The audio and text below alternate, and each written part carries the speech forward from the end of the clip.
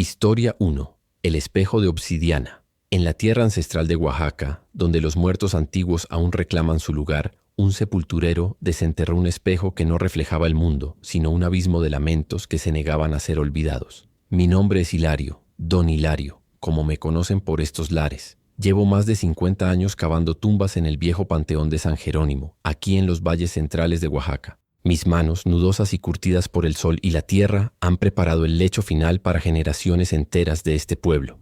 He visto la pena en los ojos de padres, hijos y viudas. He sentido el peso de la tierra húmeda en mis hombros y el frío de la madrugada calándose hasta los huesos. Soy un hombre de pocas palabras, pero de mucha memoria, y mis raíces se hunden tan profundo en esta tierra como las de los viejos ahuehuetes que custodian el cementerio. Mis abuelos y los abuelos de mis abuelos fueron sepultureros antes que yo y me enseñaron a respetar a los muertos, a hablarles en silencio, a pedirles permiso antes de perturbar su descanso. Me enseñaron que la tierra guarda secretos, que no todo lo que yace bajo ella está en paz. Era el invierno de 1980, una noche seca y ventosa, de esas que traen el olor a leña quemada desde las casas del pueblo y el murmullo de las hojas secas rodando por los senderos. El cielo estaba claro. Un manto de terciopelo negro salpicado de estrellas que parecían clavadas con alfileres. La luna, una uña pálida y distante, apenas ofrecía luz. La tarea de esa noche era especial. El entierro de Doña Remedios, una curandera muy respetada, la última de su linaje en el pueblo. La gente la quería, le temía y la respetaba a partes iguales. Decían que conocía los secretos de las plantas, que hablaba con los espíritus del monte y que sus ojos veían más allá de lo que la mayoría de los mortales podíamos siquiera imaginar. Su muerte había sido tranquila, en su cama, pero una sombra de inquietud se había posado sobre el pueblo.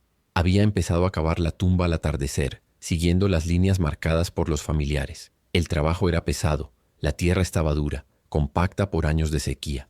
El viento helado me golpeaba la cara, trayendo consigo el aroma metálico de la tierra recién removida y el dulzor rancio de las flores marchitas de otras tumbas. Mi pala, una extensión de mi brazo, se hundía y levantaba con un ritmo monótono, un compás que solo los sepultureros conocen. Las horas pasaban y la oscuridad se hizo total, solo rota por la luz amarillenta de mi linterna de queroseno que proyectaba sombras danzarinas sobre las cruces y los mausoleos cercanos. El silencio del cementerio era profundo, solo interrumpido por el silbido del viento entre las lápidas y el crujido de mis botas sobre la grava. Cuando ya estaba a una profundidad considerable, mi pala golpeó algo que no era piedra ni raíz. El sonido fue sordo como de madera antigua, pero con una resonancia extraña, casi hueca. Me detuve, la respiración contenida, el corazón latiéndome con un ritmo pausado pero firme. Con cuidado empecé a remover la tierra alrededor del objeto. La linterna se tambaleó en mi mano, su luz parpadeando. Lo que emergió no era un simple tronco o una roca, era una capa de tierra diferente, más oscura, más compacta, como si hubiera permanecido intacta por siglos, y bajo ella una estructura de piedras toscas, dispuestas con una intención que no era la de un entierro cristiano. Mis manos, acostumbradas a la tierra, sintieron la textura de algo pulido, frío, extrañamente liso. Con la punta de la pala aparté la última capa de arcilla y lo vi. Era un espejo, no de cristal, sino de obsidiana, una piedra volcánica de un negro tan profundo que parecía absorber la luz de mi linterna. Era pequeño, del tamaño de la palma de mi mano, con los bordes suavemente redondeados y una superficie tan pulida que a pesar de la oscuridad reflejaba el tenue brillo de las estrellas. Un frío penetrante emanaba de él, un frío que no era el de la noche o el de la tierra, sino uno que se sentía antiguo, primordial. Mi curiosidad o quizás una fuerza más allá de mi entendimiento me impulsó a tocarlo. Mis dedos rozaron la superficie gélida y en ese instante el mundo pareció distorsionarse. Por un parpadeo, mi propio reflejo no fue el de Don Hilario, el viejo sepulturero, sino una imagen borrosa, alargada, con ojos que parecían hundirse en cuencas vacías. Fue solo un instante, una ilusión, me dije, pero al mismo tiempo un lamento débil, como el susurro del viento entre las rocas, llegó a mis oídos. No era el viento, era una voz, o muchas voces, que parecían venir del interior del espejo, o quizás de la tierra misma. Hablaban en una lengua que nunca había escuchado, gutural y melancólica, una lengua que sonaba a tiempo inmemorial, a secretos olvidados, y junto a los lamentos un olor a incienso rancio, como el de los viejos templos abandonados, mezclado con el aroma fresco y húmedo de tierra mojada, a pesar de la sequedad de la noche.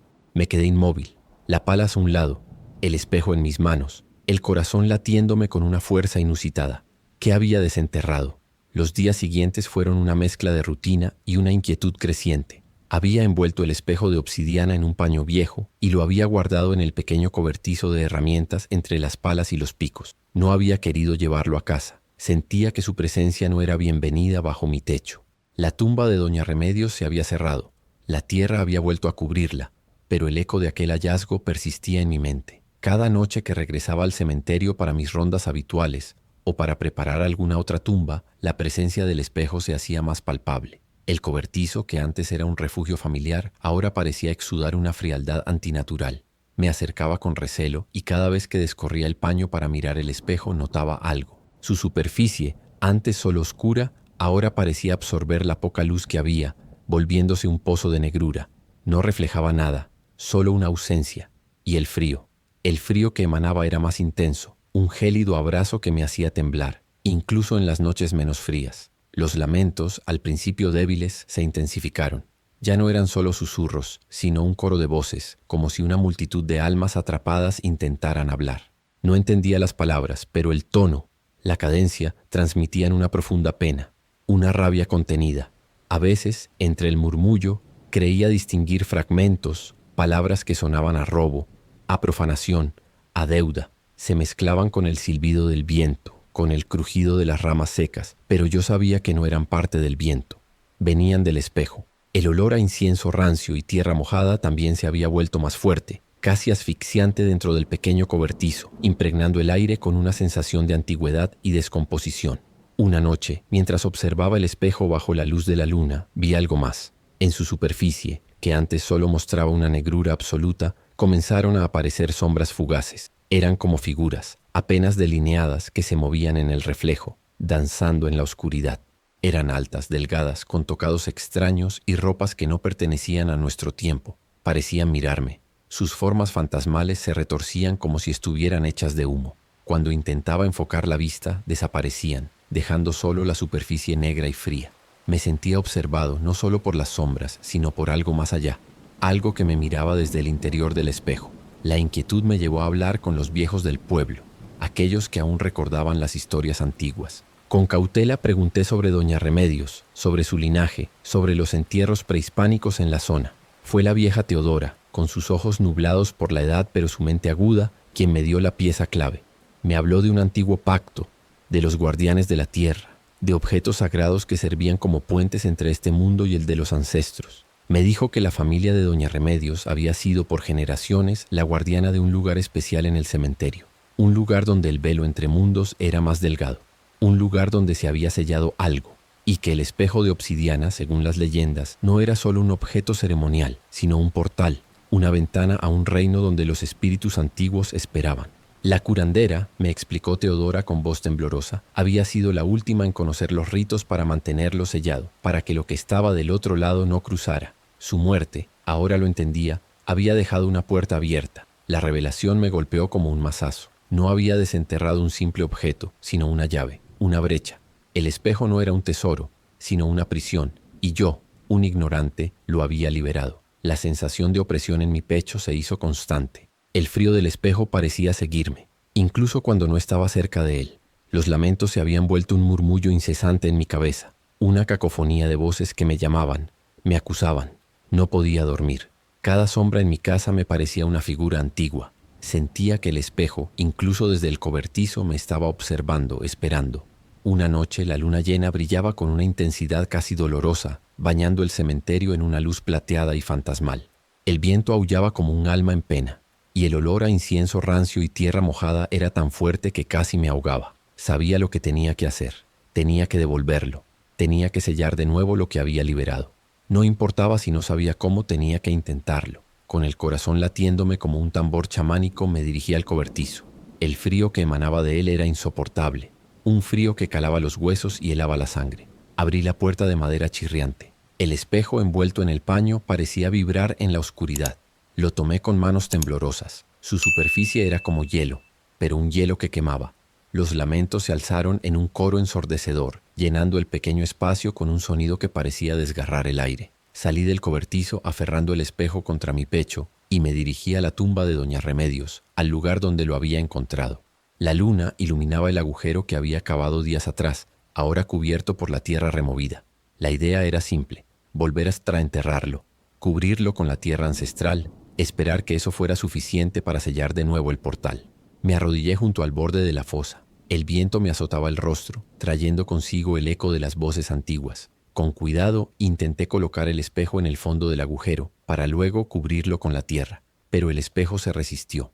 En el momento en que mis manos temblorosas intentaron soltarlo, la superficie de obsidiana se distorsionó violentamente. Mi propio reflejo, que por un instante había aparecido, se retorció, se estiró, se fundió en una vorágine de sombras. Los lamentos se convirtieron en un grito gutural, un aullido de rabia y victoria que resonó en todo el cementerio, ahogando el sonido del viento. El frío se volvió insoportable, paralizante, como si miles de agujas heladas me atravesaran la piel.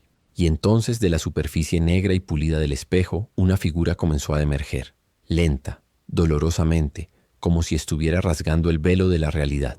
Era una sombra, alta y esbelta, pero con una forma indefinida, como si estuviera hecha de la misma oscuridad de la noche. Sus ojos, sin embargo, eran dos puntos incandescentes de un rojo brillante que me miraban con una malicia ancestral, con un hambre que me heló el alma. No tenía rostro, solo la silueta de una cabeza con aquellos ojos ardientes, y de su forma etérea, una mano esquelética, larga y delgada, de huesos pulidos por el tiempo, se extendió hacia mí desde el espejo. No era una ilusión, no era un reflejo, era real. La mano, fría como la muerte misma, se abalanzó sobre mi brazo. Sus dedos huesudos se aferraron con una fuerza que no era de este mundo. Sentí cómo me tiraba, intentando arrastrarme a través de la superficie oscura del espejo, hacia el abismo que había abierto. El pánico me invadió, un terror primario que me paralizó por un instante. Podía sentir la fuerza, la atracción, el vacío del otro lado. Los gritos en mi cabeza se volvieron ensordecedores. Las figuras sombrías danzaban alrededor del espectro que me sujetaba. Estaba siendo arrastrado, mi cuerpo se inclinaba hacia el espejo, hacia la nada. Con un grito ahogado que se perdió en el aullido del viento, reuní las últimas fuerzas que me quedaban. Un instinto de supervivencia, una rabia ancestral me impulsó. No podía permitirlo, no podía ser arrastrado. Con un forcejeo desesperado, tiré de mi brazo, sintiendo cómo la piel se desgarraba bajo los dedos gélidos de la entidad. El espejo, que aún sostenía con la otra mano, se me resbaló. Cayó. El sonido fue un estruendo seco y agudo que rompió el silencio de la noche. El espejo de obsidiana se estrelló contra el borde de piedra de la tumba y se hizo añicos en 1000 pedazos, fragmentos negros que brillaron por un instante bajo la luz de la luna antes de caer en la tierra. En el mismo instante en que se rompió, la figura sombría se desvaneció, los ojos incandescentes se apagaron y la mano esquelética desapareció. Los lamentos cesaron abruptamente, dejando un silencio repentino y aterrador. Caí de rodillas, el corazón desbocado, el cuerpo tembloroso y cubierto de un sudor frío. Mi brazo ardía donde la entidad me había sujetado, una quemadura gélida que me dejó la piel marcada. Los fragmentos del espejo yacían esparcidos en la tierra, inertes, sin rastro del frío o de la oscuridad que habían contenido. Pero la imagen de aquella figura, de sus ojos ardientes y su mano esquelética, se grabó en mi mente con una claridad aterradora. La sensación de haber sido casi arrastrado a otro plano, a un abismo de la nada, me persiguió. Me levanté con dificultad, mi cuerpo adolorido, mi mente en un torbellino. Miré los fragmentos, ahora inofensivos, pero sabía que no lo eran. Sabía que había liberado algo antiguo y vengativo. La curandera, doña Remedios, no había protegido el espejo por su valor material, sino por lo que contenía, por lo que podía desatar. Y yo, don Hilario, el sepulturero, había sido el tonto que había roto el sello. El espejo se rompió en mi mano, pero la imagen de la figura se grabó en mi mente. Una promesa de un abismo que me había mirado de vuelta. Supe que la oscuridad no solo residía en la tierra, sino en los reflejos que nos atrevemos a mirar, y que el espíritu antiguo, ahora, estaba libre. Historia 2. La nana de la cripta. En el sagrado silencio de Sevilla, donde la historia se aferra a la piedra, un vigilante nocturno descubrió que el amor de una nana puede trascender la tumba, y que algunas canciones de cuna, una vez cantadas, resuenan por la eternidad. Mi nombre es Mateo. En el año 2010, yo era un joven de 26 años, con la espalda aún sin curtir por el peso de la vida y una mente que se creía inmune a las viejas historias de fantasmas. Mi trabajo era ser vigilante nocturno en el cementerio de San Fernando, aquí en Sevilla. Un lugar majestuoso, de esos que te hacen sentir pequeño e insignificante, rodeado de imponentes panteones de mármol, criptas centenarias y avenidas flanqueadas por cipreses que se alzaban como dedos acusadores hacia el cielo. La historia de Sevilla, de alguna manera, se sentía viva entre aquellas lápidas, en el murmullo del viento que se colaba entre las estatuas y los ángeles de piedra. Yo era un escéptico confeso. Había crecido escuchando las leyendas urbanas, los cuentos de ánimas en pena y apariciones, pero siempre los había descartado como producto de la imaginación popular, de la sugestión. Mi turno empezaba al caer la tarde, cuando los últimos visitantes se retiraban y el sol se ponía tiñendo el cielo de naranjas y violetas sobre los tejados de la ciudad. Era entonces cuando el cementerio se transformaba, pasando de ser un lugar de memoria a un reino de sombras y silencio, un silencio que a veces parecía más denso que el aire mismo. Mis rondas eran metódicas: revisar las puertas, comprobar los cierres de las capillas, asegurarme de que nadie se hubiera quedado dentro después del horario de cierre. Caminaba por los senderos de grava, el sonido de mis botas resonando en la quietud, la linterna barriendo la oscuridad, revelando por un instante los nombres grabados en piedra, las fechas que marcaban el final de una vida. Había una zona en particular, la de las criptas más antiguas y ostentosas, que siempre me había causado una extraña inquietud. No era miedo, al menos no lo reconocía como tal, sino una especie de incomodidad, un cosquilleo en la nuca. Entre ellas la cripta de la opulenta familia de la Vega destacaba.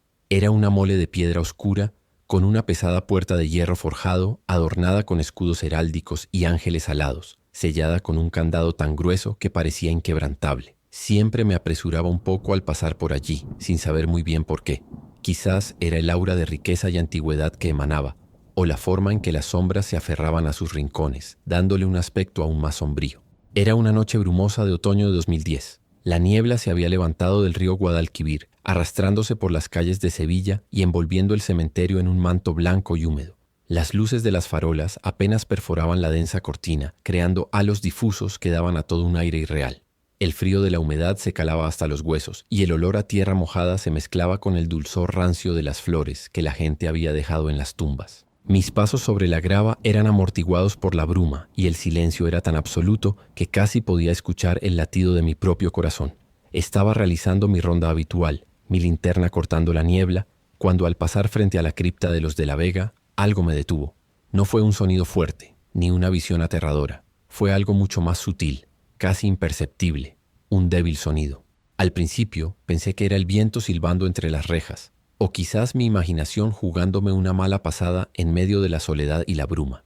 Pero me detuve, agudicé el oído y el sonido se hizo más claro. Era una nana, una canción de cuna, cantada suavemente, con una melodía melancólica y dulce que parecía provenir del interior de la cripta. Mis ojos se fijaron en la pesada puerta de hierro. Estaba sellada como siempre, el candado intacto. No había nadie más en el cementerio, lo sabía. Había revisado cada rincón. La voz era femenina, delicada, pero cargada de una tristeza que me encogió el alma.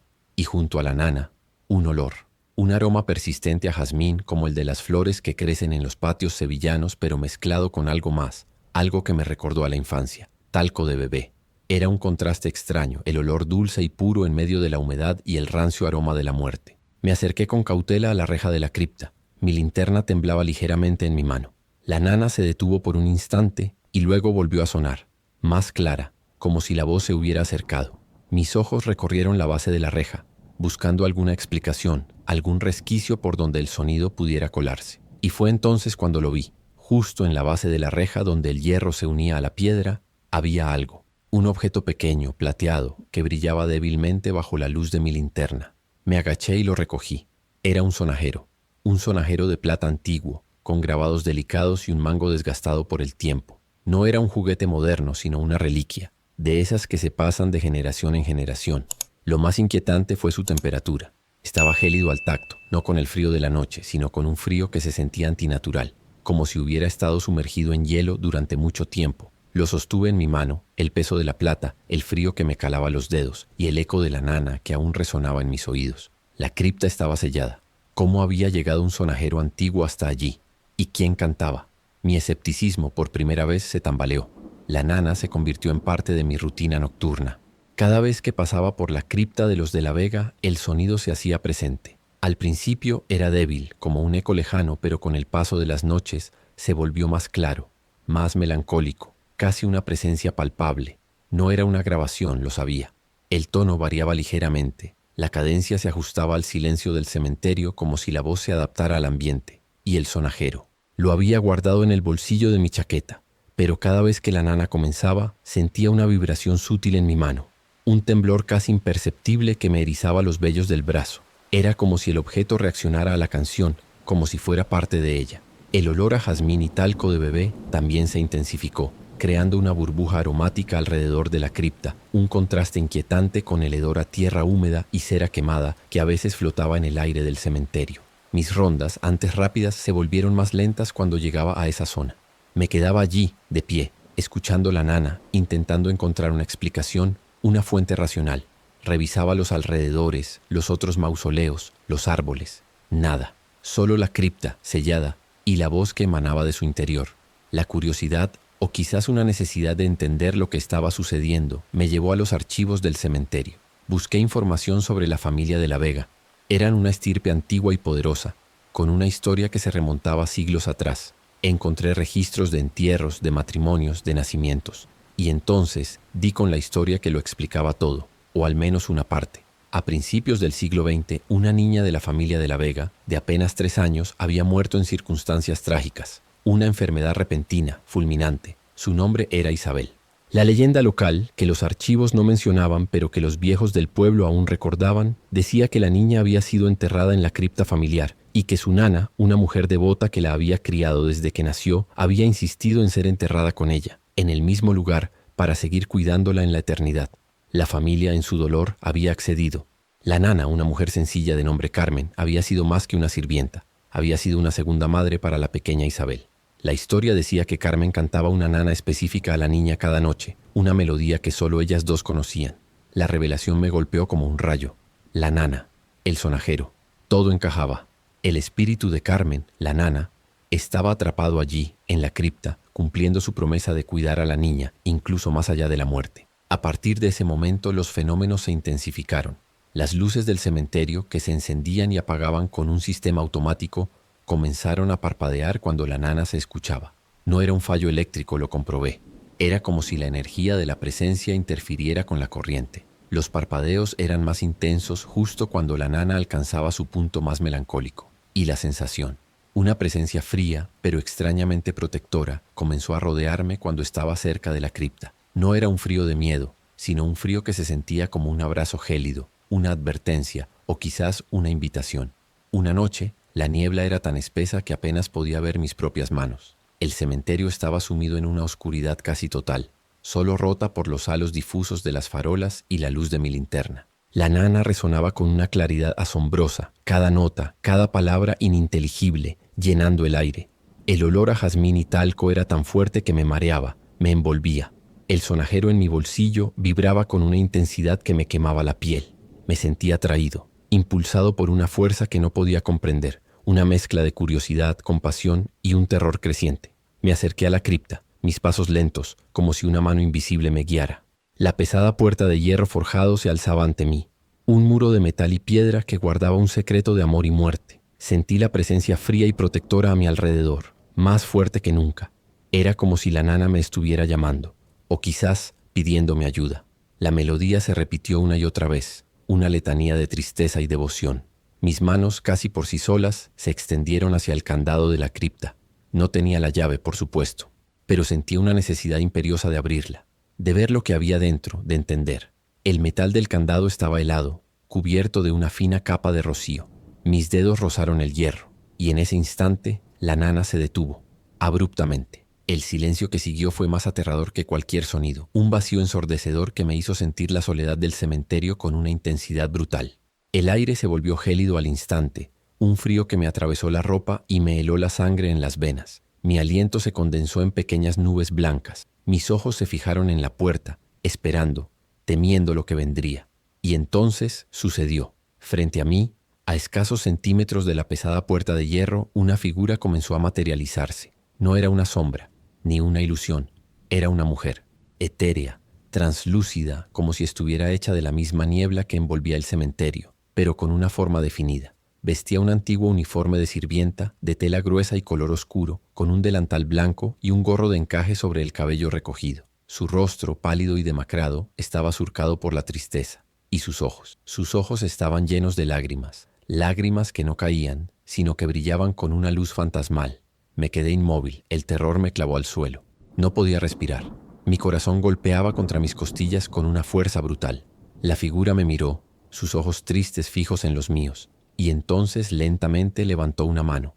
No era una mano esquelética o amenazante, sino una mano delicada, con los dedos largos y finos. Señaló el sonajero que yo aún apretaba en mi mano. Su boca se abrió, y de ella salió un susurro. Un susurro inaudible para mis oídos, pero que resonó directamente en mi mente. Una voz que no era de este mundo, cargada de una desesperación infinita. Era una advertencia, o quizás una súplica. No lo supe, solo sentí el peso de su pena, la intensidad de su amor. La figura permaneció allí por un instante, sus ojos llorosos fijos en mí, su mano señalando el sonajero, y luego, tan repentinamente como había aparecido, se desvaneció en la niebla, dejando tras de sí solo el frío, el olor a jazmín y talco, y un silencio que parecía gritar. Caí de rodillas, el sonajero aún apretado en mi mano, mi cuerpo tembloroso y cubierto de un sudor frío. El aire alrededor de la cripta seguía helado, y el olor a jazmín y talco era casi insoportable. Mi escepticismo se había desmoronado por completo, hecho pedazos por la visión de aquella mujer, por la intensidad de su mirada. Comprendí que el espíritu de la nana, Carmen, estaba atrapado en esa cripta, atado por una promesa de amor más allá de la muerte. Estaba allí, protegiendo a la pequeña Isabel, o quizás buscando su propia redención, su propio descanso. El sonajero, lo supe, era la clave de un lamento eterno, un objeto que la conectaba con este mundo, con su promesa. Y ahora, yo, Mateo, el vigilante escéptico, me sentía responsable de un alma que se negaba a descansar, atada por un amor que trascendía la vida y la muerte. La cripta de los de la Vega ya no era solo una tumba, sino una prisión de amor y lamento, y yo, su único confidente. La figura etérea me miró con ojos llenos de lágrimas, y el sonajero vibró en mi mano. Supe que la cripta no era solo un lugar de descanso, sino una prisión de amor y lamento, y que la nana, ahora, me había elegido como su único confidente. Historia 3. El locket de la última promesa.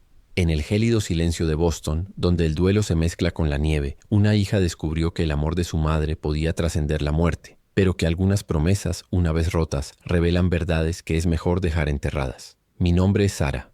En el invierno de 2015, la ciudad de Boston estaba cubierta por un manto de nieve y un frío que calaba hasta los huesos. Pero el frío que sentía yo no venía del exterior, sino de un vacío que se había instalado en mi pecho. Mi madre, Eleanor, había fallecido. Una mujer de carácter fuerte, elegante, pero que siempre había guardado sus secretos con una discreción casi impenetrable.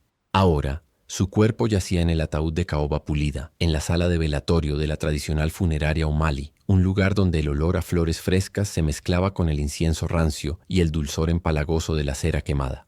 La noche era de tormenta. El viento aullaba afuera, haciendo que los cristales de las ventanas vibraran con un lamento constante. La nieve caía con furia, golpeando los cristales como pequeños puños. Dentro, la atmósfera era de un silencio pesado, roto solo por los sollozos ahogados de algún familiar lejano y el murmullo de las conversaciones susurradas. Yo me sentía como un autómata, moviéndome entre la gente, aceptando condolencias que apenas escuchaba. Mi mirada regresaba una y otra vez al ataúd, a mi madre, tan serena, tan ajena a la tormenta que se desataba tanto fuera como dentro de mí. Había sido mi idea colocarle el locket de plata. Era su favorito, un objeto antiguo, de esos que parecen tener historias grabadas en su metal. Lo había llevado puesto desde que tengo memoria. Una pieza ovalada, con grabados intrincados de flores y volutas, siempre colgado de una fina cadena de plata. Dentro, según me había dicho ella, guardaba una foto de mi padre cuando era joven, un recuerdo de su amor. Era un objeto de inmenso valor sentimental y me pareció lo correcto, un último gesto de amor, dejarlo sobre su pecho, justo encima de su corazón, para que la acompañara en su viaje. Me acerqué al ataúd, el suelo de mármol frío bajo mis pies. La luz de las lámparas de araña se reflejaba en el pulido de la madera, creando un halo sombrío alrededor de la figura inerte de mi madre. Con manos temblorosas desabroché la cadena de su cuello y, con sumo cuidado, coloqué el locket sobre el brocado de seda que cubría su pecho. Mis dedos rozaron el metal y fue entonces cuando lo sentí. El locket estaba inusualmente frío, no con el frío del metal en una noche de invierno, sino con una frialdad que se sentía antinatural, como si hubiera estado sumergido en hielo. Retiré la mano instintivamente, un escalofrío recorriendo mi brazo. Me dije que era la temperatura de la sala, el ambiente gélido de la muerte, pero al volver a tocarlo, percibí algo más, una sutil vibración, un temblor casi imperceptible, como si un pequeño motor estuviera funcionando en su interior. Y luego, un sonido, un débil, casi inaudible, tic-tac, como el de un reloj de bolsillo. Pero el locket de mi madre no era un reloj. Nunca lo había sido. Era solo un relicario. Me quedé allí, inmóvil, el tic-tac resonando en mis oídos, el frío calándome los dedos. Mi mente, agotada por el duelo, intentó racionalizarlo. Quizás era el mecanismo de cierre, un resorte viejo que se había activado, pero la vibración y el sonido era demasiado rítmico para ser un simple resorte. Y entonces el olor, una fragancia delicada y dulce, inconfundible, lilas. Las lilas eran las flores favoritas de mi madre, pero no había ninguna en la sala, solo las rosas y los lirios que la gente había enviado. El aroma era tenue, pero persistente, flotando alrededor del ataúd, mezclándose con el incienso. Me sentí mareada, una extraña sensación de opresión en el pecho. ¿Qué estaba pasando? Los días siguientes al funeral fueron un torbellino de trámites y despedidas, pero el locket no me abandonaba. Lo había recuperado del ataúd antes del entierro, aferrándome a él como el último vestigio tangible de mi madre.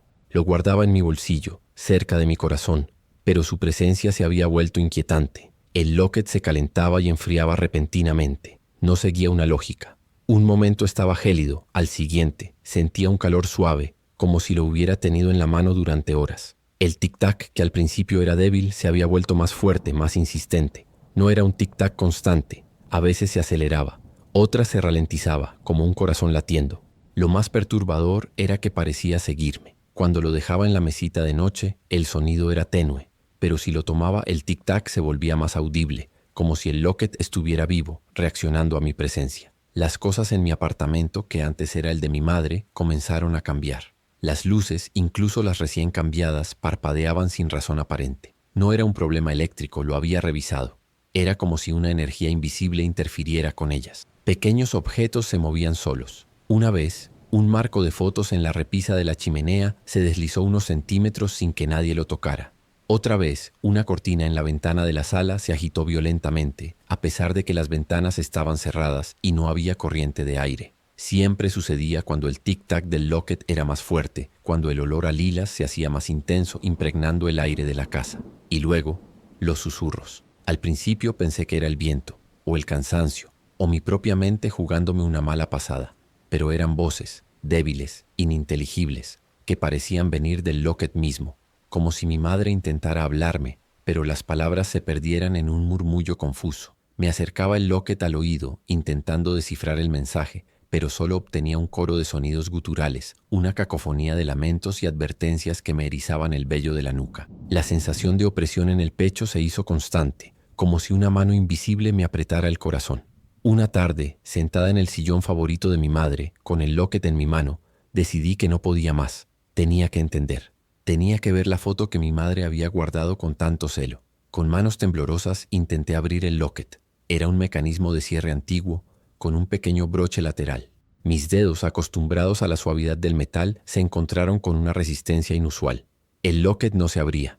Era como si estuviera sellado no por el tiempo, sino por una fuerza invisible. La frustración y el miedo se mezclaron en mi interior. El tic-tac se aceleró, volviéndose frenético, como un corazón desbocado. El olor a lilas se hizo tan abrumador que me mareó, y el frío que emanaba del locket era tan intenso que me quemaba la piel. Mis ojos se fijaron en la superficie pulida, y en el reflejo distorsionado de mi propio rostro vi algo más, una sombra fugaz, un movimiento en la periferia de mi visión. Con una mezcla de desesperación y determinación, volví a intentar abrirlo. Presioné el broche con más fuerza, mis uñas raspando el metal, y entonces el locket cedió un poco. Un leve clic. Mis ojos se abrieron de par en par. Estaba a punto de revelar el secreto, pero no fue la imagen de mi padre lo que vi. La foto, descolorida por el tiempo, no mostraba el rostro familiar de mi padre. Era un hombre desconocido, un rostro que nunca había visto antes, con ojos penetrantes y una sonrisa enigmática. Un hombre que mi madre nunca me había mencionado. La revelación me golpeó como un rayo. Mi madre, la mujer que creía conocer, había guardado un secreto tan profundo, tan íntimo, que lo había llevado consigo hasta la tumba. La imagen del hombre desconocido en el locket me persiguió. ¿Quién era? ¿Por qué mi madre lo había guardado en un lugar tan preciado, diciendo que era mi padre? La casa, antes un refugio de recuerdos, se había convertido en una prisión de misterios. Los susurros del locket se hicieron más claros, aunque seguían siendo ininteligibles, como si las palabras se formaran justo en el umbral de mi comprensión. El tic-tac era una constante en mi mente, un recordatorio incesante de la verdad oculta. Una noche de tormenta similar a la del velatorio, la nieve caía sin cesar y el viento aullaba con una furia salvaje. Estaba sentada sola en la sala, el locket en mi mano, la foto del hombre desconocido grabada en mi mente. La casa estaba sumida en una oscuridad casi total, solo rota por la tenue luz de una lámpara de pie.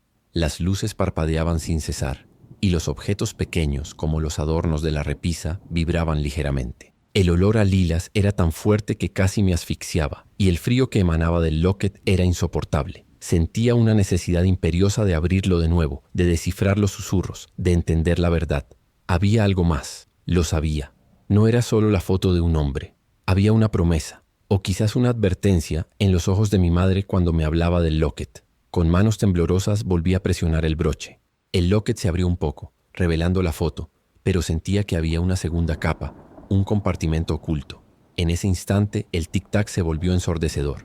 No era un sonido que viniera del locket, sino que resonaba en mi propia cabeza, un martilleo brutal que me hizo apretar los dientes. Una ráfaga de viento helado, gélido y penetrante azotó la sala, a pesar de que todas las ventanas estaban cerradas. Las cortinas se agitaron violentamente, y las llamas de las velas que había encendido parpadearon y se extinguieron, sumiendo la habitación en una oscuridad casi total.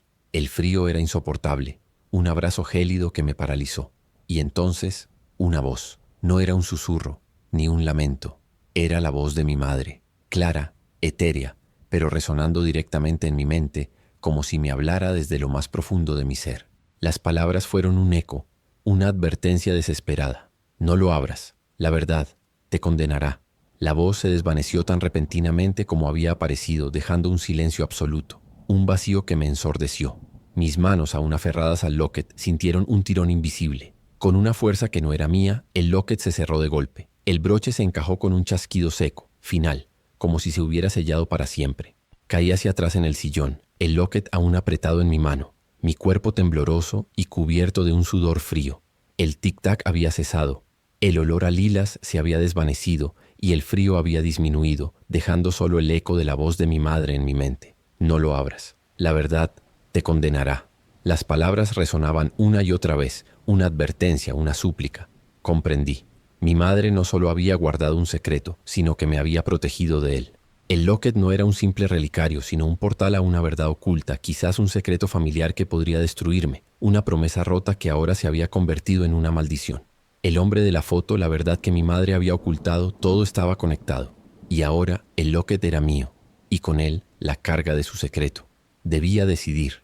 Desenterraría la verdad arriesgándome a lo que mi madre había intentado protegerme, o dejaría que el secreto de su vida me persiguiera para siempre, una sombra silenciosa en mi propia existencia. El locket se cerró de golpe en mi mano, un silencio ensordecedor que ahogó la última advertencia de mi madre. No lo abras. La verdad te condenará.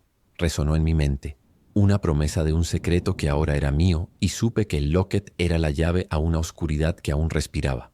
Historia 4. El altar de los olvidados. En la olvidada tierra de Veracruz, donde la fe se desvanece y los viejos dioses se alzan, un exorcista descubrió que algunos altares, una vez profanados, exigen una deuda que solo la sangre puede pagar. Mi nombre es Miguel, Padre Miguel para ser exactos. Llevo más de 30 años sirviendo a Dios y en ese tiempo he visto más oscuridad de la que la mayoría de los hombres pueden siquiera imaginar. He caminado por pasillos de hospitales donde la desesperación era tan densa que se podía cortar con un cuchillo. He estado al lado de lechos de muerte donde el alma luchaba por liberarse y he enfrentado a entidades que desafían toda lógica y toda fe. Soy un exorcista, sí, pero no de los que salen en las películas. Soy un hombre cansado con el alma marcada por cada batalla, con la fe puesta a prueba en cada aliento. Mis manos que han sostenido el cáliz y el rosario también han sentido el frío del mal y el fuego de la blasfemia. Era el verano de 2008 y Veracruz, como siempre, era un horno. La noche era húmeda y tormentosa, de esas en las que el aire se siente pesado, cargado de electricidad, y el olor a tierra mojada se mezcla con el dulzor empalagoso de las flores tropicales. Las nubes bajas y grises amenazaban con una lluvia torrencial, y los relámpagos iluminaban el cielo a lo lejos, revelando por un instante la silueta de los viejos árboles retorcidos. Había recibido una llamada inusual, de esas que te hacen sentir un escalofrío que no tiene nada que ver con el clima.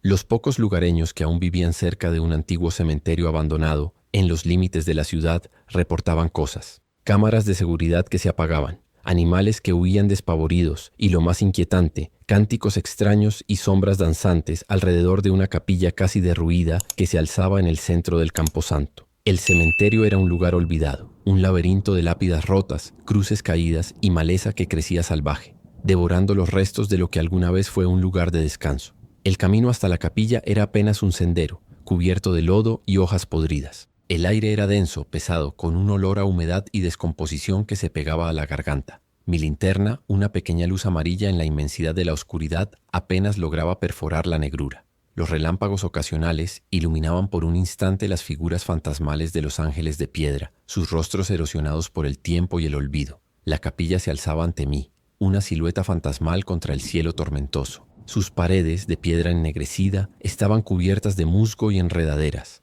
El techo, parcialmente derrumbado, dejaba ver un trozo de cielo. Las ventanas, sin cristales, eran cuencas vacías que parecían observar con una mirada muerta. La pesada puerta de madera, carcomida por la humedad, estaba entreabierta, chirriando con el viento. Al acercarme, el hedor me golpeó. No era el olor a descomposición del cementerio, ni el de la humedad. Era un hedor nauseabundo, metálico y acre, a azufre y carne quemada, que me hizo retroceder un paso. Era el olor del mal. Entré con cautela, mi rosario apretado en mi mano, el crucifijo de plata frío contra mi palma.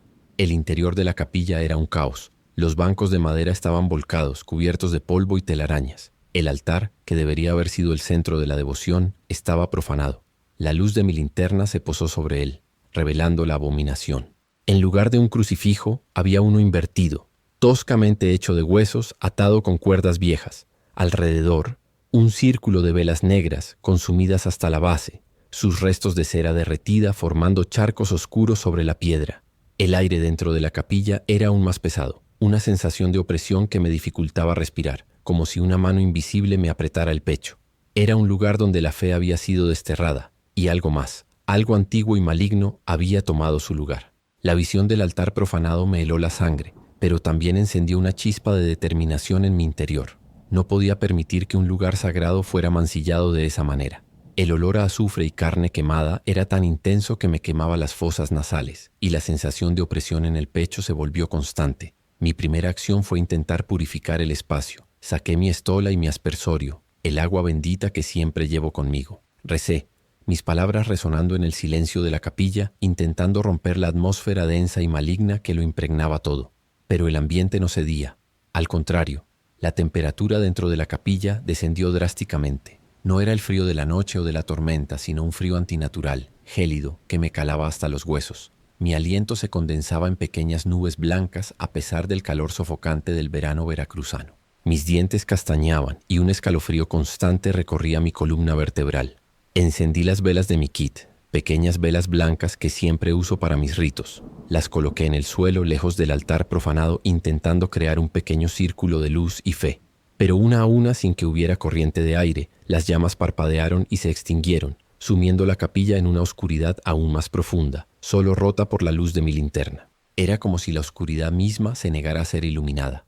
Entonces comenzaron los sonidos. Al principio eran susurros, apenas audibles, que parecían venir de las paredes, de los rincones más oscuros. No eran palabras, sino una cacofonía de lenguas desconocidas, guturales y sibilantes, que se mezclaban con el aullido del viento y el golpeteo de la lluvia que ahora comenzaba a caer con fuerza sobre el techo derrumbado. Luego, risas. Risas malévolas, secas, que resonaban en la capilla, burlándose de mis esfuerzos, de mi fe. No eran risas humanas, sino un sonido gutural, cavernoso, que me erizaba el vello de la nuca. Mi rosario, que había estado apretando en mi mano, comenzó a calentarse. Al principio fue un calor suave, pero rápidamente se volvió insoportable. El crucifijo de plata, que había sido mi consuelo en tantas batallas, ardía en mi piel, quemándome. Lo solté con un grito ahogado, y el rosario cayó al suelo, el metal aún humeante. La marca del crucifijo quedó grabada en mi palma, una quemadura gélida y dolorosa. Miré a mi alrededor, mi linterna barriendo la oscuridad, y fue entonces cuando las vi. Sombras. No eran las sombras de los objetos, sino figuras distorsionadas, alargadas, que se proyectaban en las paredes de la capilla. No tenían forma definida, pero se movían, se retorcían, como si estuvieran hechas de humo. Parecían burlarse de mí, sus formas danzando en la periferia de mi visión, susurrando y riendo con aquellas voces guturales. Sentía que no estaba solo, que una multitud de entidades me rodeaba, observando, esperando. La sensación de opresión en el pecho se volvió insoportable y me costaba respirar, como si el aire mismo se negara a entrar en mis pulmones. Sabía que no podía huir. Había sido llamado y mi deber era enfrentar lo que fuera que se había apoderado de este lugar. Con la poca fuerza que me quedaba me acerqué al altar profanado. El crucifijo de huesos invertido parecía vibrar con una energía maligna y el hedor a azufre era tan fuerte que me mareaba. Tenía que intentar un rito de purificación mayor, un exorcismo, aunque solo fuera para intentar sellar de nuevo este portal al infierno. Me arrodillé frente al altar, ignorando el dolor en mi palma y el frío que me calaba los huesos. Saqué mi libro de oraciones, mis manos temblaban, pero mi voz, aunque rasposa, se alzó en latín, en las palabras sagradas que habían sido usadas por siglos para combatir el mal. Empecé a recitar el rito de exorcismo, mis ojos fijos en el crucifijo de huesos, mi fe una armadura contra la oscuridad. Las risas se intensificaron, volviéndose un coro ensordecedor de burla y rabia. Las sombras en las paredes se retorcieron con más violencia, sus formas distorsionadas se acercaban, se alejaban, como si intentaran rodearme. El frío se volvió insoportable y el olor a azufre me quemaba la garganta. Sentía una presión inmensa sobre mi cabeza, como si una fuerza invisible intentara aplastarme. Continué recitando, mi voz cada vez más fuerte, mi determinación inquebrantable. Pero la capilla no cedía. Al contrario, parecía cobrar vida con una energía maligna. Las paredes vibraban y pequeños trozos de yeso caían del techo. El crucifijo de huesos en el altar parecía brillar con una luz rojiza, una luz infernal. Y entonces sucedió. Una fuerza invisible, brutal, me golpeó por la espalda. No fue un empujón, sino un impacto violento, como si un tren me hubiera arrollado. Fui lanzado por el aire, mi cuerpo girando sin control, y me estrellé contra la pared de piedra de la capilla con una fuerza que me dejó sin aliento. Sentí un dolor agudo en la cabeza y en la espalda, y mi visión se nubló por un instante. Caí al suelo, mi cuerpo adolorido, mi libro de oraciones volando por los aires. Mientras intentaba levantarme, mi cabeza zumbando, una voz. No era un susurro ni una risa.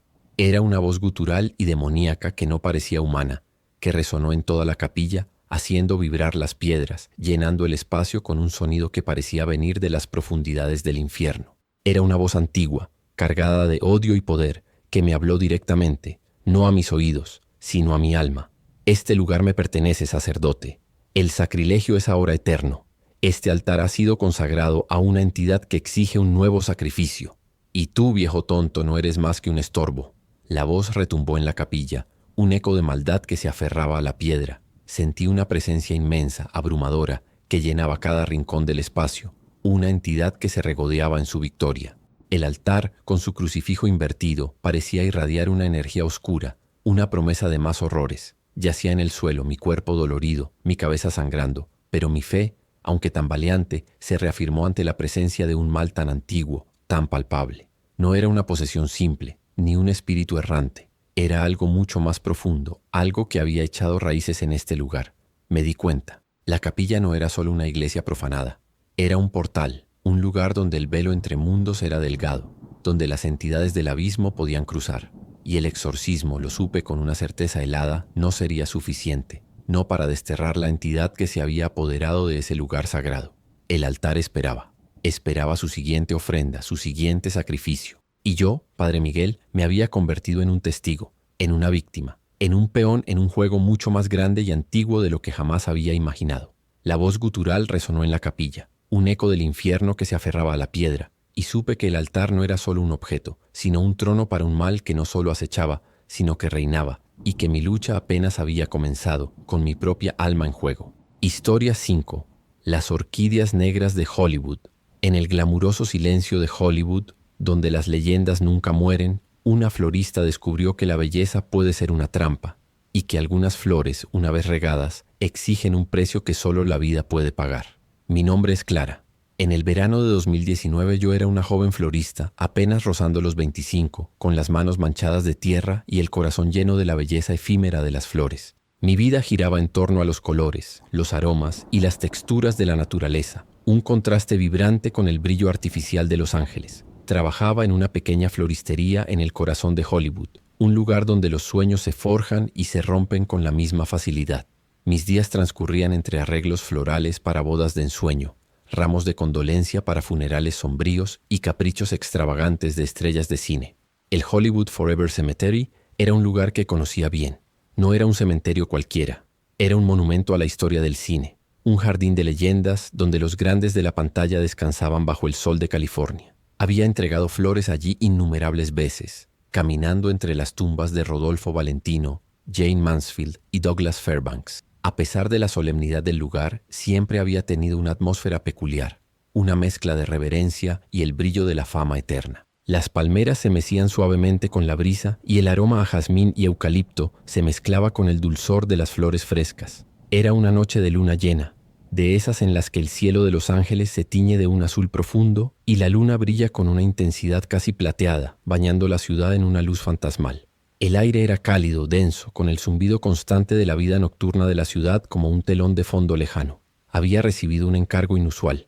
Un cliente, un anciano misterioso con una voz grave y un acento que no pude identificar, había solicitado un ramo de orquídeas negras. No cualquier orquídea, sino una variedad rara, de un negro tan profundo que parecía absorber la luz. La insistencia del cliente en la frescura impecable y la rareza de las flores ya me habían parecido extrañas, pero el destino final lo era aún más. Una tumba sin nombre, en una sección apartada y poco visitada del Hollywood Forever Cemetery. Preparé el ramo con el cuidado que siempre ponía en mi trabajo. Las orquídeas negras eran verdaderamente hermosas, sus pétalos aterciopelados, de un ébano tan intenso que parecían de terciopelo. Las coloqué en un jarrón de cristal envueltas en un delicado papel de seda. El anciano había pagado una suma exorbitante y sus instrucciones habían sido precisas. Entréguelas personalmente, señorita Clara, a la tumba sin nombre justo antes de la medianoche y asegúrese de que estén perfectas. Con el ramo en mis brazos me adentré en el cementerio. Las puertas principales ya estaban cerradas, pero tenía una llave especial para entregas nocturnas. El silencio del camposanto era un contraste abrupto con el bullicio de la ciudad. Solo el crujido de mis zapatos sobre la grava y el suave susurro de las hojas de las palmeras rompían la quietud. La luz de la luna llena era mi guía, proyectando sombras largas y danzarinas de las lápidas y los mausoleos. El aire, aunque cálido, comenzó a sentirse diferente a medida que me acercaba a la sección más antigua y apartada. Un olor dulce, embriagador, comenzó a flotar en el aire, mezclándose con el aroma habitual del cementerio. Finalmente encontré la tumba. Era simple. Una losa de mármol sin nombre, sin fechas, solo una superficie lisa y gris, rodeada de hierba alta y algunas flores silvestres. No había nada que indicara quién yacía allí, ni cuándo había vivido o muerto. Era una tumba olvidada, o quizás intencionalmente anónima. Con un suspiro, me arrodillé y coloqué el ramo de orquídeas negras sobre la losa. Mis dedos rozaron los pétalos, y fue entonces cuando lo sentí, un frío antinatural. A pesar de la noche cálida de verano en Los Ángeles, las flores estaban gélidas al tacto, como si hubieran sido sacadas de un congelador. No era el frío del rocío o de la noche, sino un frío que se sentía profundo, intrínseco a las flores mismas. Y el aroma. El olor dulce y embriagador que había percibido antes se hizo más intenso, casi hipnótico. Un perfume denso que me envolvía, me atraía, me mareaba ligeramente. Me quedé allí por un momento, la mano sobre los pétalos helados, el aroma invadiéndome, una extraña sensación de opresión en el pecho. ¿Qué clase de flores eran estas? A la mañana siguiente volví a la floristería, el recuerdo de las orquídeas y su frío inusual aún en mi mente. La jornada fue normal, pero una inquietud sutil se había instalado en mí. La tumba sin nombre, el cliente misterioso, las flores gélidas. Algo no encajaba. Impulsada por una curiosidad que no pude ignorar, decidí pasar por el cementerio al día siguiente, antes de mi turno, para ver cómo estaban las orquídeas. El sol de la mañana ya calentaba las lápidas y el cementerio estaba tranquilo. Me dirigí a la tumba sin nombre, esperando encontrar las flores marchitas, como suele ocurrir con las orquídeas después de una noche. Pero no lo estaban. Al contrario, las orquídeas negras no solo no se habían marchitado, sino que parecían haber crecido un poco. Sus pétalos estaban más turgentes, más oscuros, como si la noche les hubiera dado vida en lugar de quitársela. El frío que emanaba de ellas seguía allí, a pesar del sol de la mañana, y el aroma dulce y embriagador era aún más potente, casi adictivo. Me incliné para observarlas más de cerca, y fue entonces cuando vi la nota.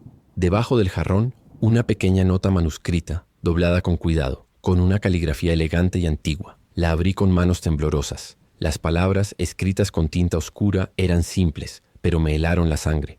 Tu belleza me alimenta. El mensaje me golpeó como un puñetazo en el estómago. ¿Mi belleza? ¿Quién había dejado esa nota? ¿Y qué significaba? La tumba sin nombre, las orquídeas que crecían, el aroma hipnótico, la nota. Todo se unía en una espiral de misterio y terror. Los días se convirtieron en semanas, y mi fascinación por la tumba sin nombre y sus orquídeas negras se convirtió en una obsesión. Cada mañana, antes de ir a trabajar, me desviaba al cementerio, y cada día, la escena era la misma pero más intensa. Las orquídeas negras continuaban creciendo y floreciendo de manera antinatural. Sus pétalos se volvían más oscuros, más seductores, con una textura casi irreal. Era como si la vida de las flores se estuviera concentrando en ellas, dándoles una vitalidad que desafiaba la lógica. El aroma dulce, antes embriagador, se había vuelto más intenso y adictivo, casi hipnótico. Me encontraba aspirándolo profundamente, sintiendo cómo me llenaba los pulmones, me mareaba, me hacía sentir una extraña euforia y una profunda melancolía al mismo tiempo. Era como una droga, una que me atraía cada vez más a la tumba.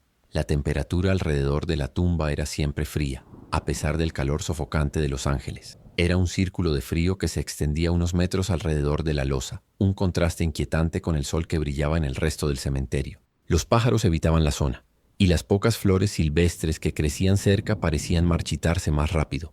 Comencé a tener sueños vívidos. No eran pesadillas, al menos no al principio, sino sueños extrañamente seductores. En ellos me encontraba en un jardín oscuro, lleno de orquídeas negras que brillaban con una luz propia. Una figura elegante y sombría me observaba desde la distancia. No podía ver su rostro con claridad, pero sentía su mirada, una mirada intensa, llena de una admiración que me erizaba la piel. Era una presencia femenina, de una belleza etérea, vestida con ropas de otra época. Me llamaba no con palabras, sino con una melodía silenciosa que resonaba en mi mente, una invitación a unirme a ella en su jardín. La necesidad de entender quién era la persona enterrada en la tumba sin nombre se volvió imperiosa. Pasé horas en la biblioteca del cementerio, revisando viejos archivos, buscando cualquier pista. Fue un trabajo arduo, pero finalmente di con algo. Una pequeña nota en un registro de entierros de principios del siglo XX. Un registro de personas notables cuyas tumbas habían sido vandalizadas o perdidas. Había una entrada que mencionaba a una actriz de la era dorada de Hollywood, una belleza legendaria llamada Lillian Dubois, que había muerto joven y en circunstancias misteriosas. Su tumba original había sido profanada, y sus restos habían sido trasladados a una nueva ubicación, una tumba anónima para preservar su descanso. El registro no especificaba la ubicación exacta, pero la descripción del misterio y la belleza legendaria me hicieron sentir un escalofrío. Lillian Dubois, su nombre sonaba a leyenda, a tragedia. La revelación me golpeó con la fuerza de un rayo. La tumba sin nombre, las orquídeas negras, la nota, los sueños, todo se unía. La entidad que se alimentaba de la belleza, la figura sombría de mis sueños, era Lillian Dubois, o lo que quedaba de ella. Su belleza, que había sido su gloria en vida, ahora era su maldición en la muerte, o quizás su fuente de poder. Las orquídeas negras no eran solo flores, eran los ojos de su seducción, la manifestación de su hambre. La obsesión se volvió miedo. El aroma, antes adictivo, ahora me parecía asfixiante. El frío, antes inquietante, ahora me calaba hasta el alma. Sentía que la tumba me llamaba, que la entidad me estaba esperando, observando cada uno de mis movimientos. Mis sueños se volvieron más vívidos, más insistentes. La figura sombría se acercaba, sus ojos brillaban con una luz extraña, y su melodía silenciosa se convertía en un susurro que me prometía belleza eterna, pero a un precio.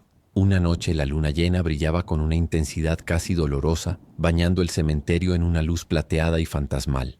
El aire estaba denso, pesado, con el aroma de las orquídeas negras flotando en el ambiente, más potente que nunca. Sentía una necesidad imperiosa de ir a la tumba, una atracción irresistible que me arrastraba hacia ella. Había preparado un nuevo ramo de orquídeas negras, como si estuviera siguiendo un ritual. Mis manos temblaban, pero no podía detenerme. Me adentré en el cementerio, mis pasos lentos, como si una fuerza invisible me guiara. La luz de la luna iluminaba el camino, y las sombras de las lápidas parecían estirarse, retorcerse, como si me estuvieran observando. El frío alrededor de la tumba sin nombre era insoportable, un abrazo gélido que me helaba la sangre. El aroma dulce y embriagador era tan fuerte que me mareaba, me envolvía, me hacía sentir una extraña euforia y una profunda melancolía al mismo tiempo. Me arrodillé frente a la losa, mi corazón latiéndome con una fuerza brutal. Las orquídeas negras que había dejado días atrás estaban más grandes, más oscuras, sus pétalos vibrando ligeramente. Con manos temblorosas, coloqué el nuevo ramo junto a ellas. En ese instante sentí una presencia fría y seductora que me envolvió. Un abrazo gélido que me erizó el vello de la nuca. Era la entidad. Estaba allí. Una de las orquídeas negras, la más grande y oscura del ramo original, comenzó a abrirse por completo. Lenta, dolorosamente sus pétalos se desplegaron como una boca, revelando en su centro algo que me heló el alma. No era el estambre de una flor, era un ojo rojizo, brillante, que me miraba fijamente con una intensidad que me paralizó. Era un ojo antiguo, lleno de una sed insaciable, de una belleza mortal. Las raíces de la orquídea que antes estaban ocultas bajo la tierra comenzaron a extenderse. No eran raíces normales, eran delgadas, filamentosas, de un negro brillante y se arrastraban por la losa de mármol, extendiéndose hacia mis pies, intentando atraparme. Sentí un tirón sutil en mis tobillos, como si hilos invisibles se aferraran a mí. El ojo rojizo de la orquídea me miraba y el aroma dulce se volvió más denso, más asfixiante, como si intentara sofocarme. Y entonces, una voz. No era un susurro, ni un lamento. Era una voz susurrante y melódica, de una belleza inquietante que resonó directamente en mi mente, no en mis oídos. Era la voz de Lilian Dubois, la actriz olvidada, la entidad que se alimentaba de la belleza. Quédate, tu vida es mi alimento. La voz se desvaneció dejando un silencio aterrador. Las raíces se aferraban a mis pies. El ojo rojizo me miraba con una sed insaciable. El terror me invadió, un terror primario que me paralizó por un instante. Estaba siendo atrapada, arrastrada hacia la tumba, hacia la oscuridad de Lilian Dubois. Con un grito ahogado que se perdió en el silencio del cementerio, reuní las últimas fuerzas que me quedaban. Un instinto de supervivencia me impulsó. No podía permitirlo. No podía ser su próxima flor. Con un forcejeo desesperado tiré de mis pies, sintiendo cómo las raíces se rompían, dejando una sensación pegajosa y fría en mi piel. Me levanté tambaleante, mi cuerpo tembloroso, mi mente en un torbellino.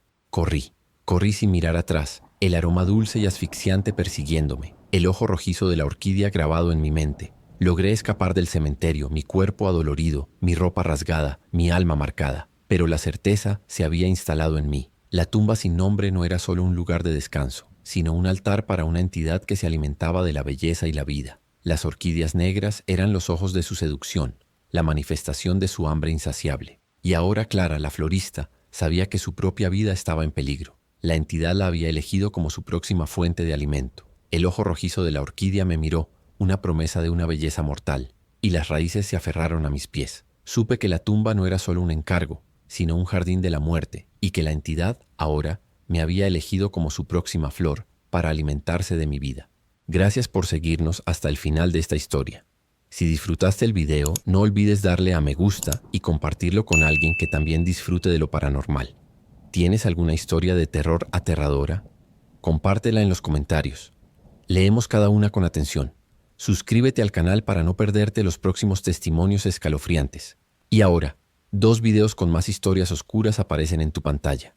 Haz clic en alguno de ellos si te atreves.